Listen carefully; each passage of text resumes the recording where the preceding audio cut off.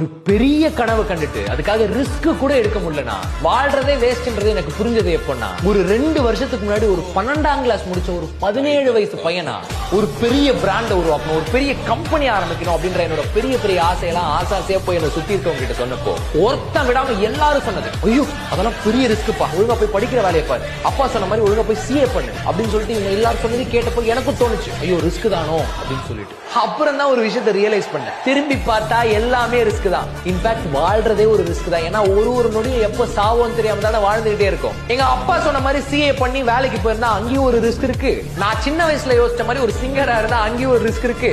நான் இப்ப புடிச்சு பண்ற பிசினஸ்லயும் ஒரு ரிஸ்க் இருக்கு. சோ வேலையோ தொழிலோ எல்லாத்துலயும் ஒரு ரிஸ்க் இருக்கு. ஏன்னா வாழ்றதே ஒரு ரிஸ்க் தான். சோ தனக்கு பிடிச்ச ஒரு ஃபீல்ட் எடுத்து தன்னோட முழு உழைப்பையும் போட்டு கன்சிஸ்டன்டாவும் சின்சியராவும் வேலை பார்த்த ஒருத்தன் முன்னேறாம இருந்ததா சரித்திரமே கிடையாது.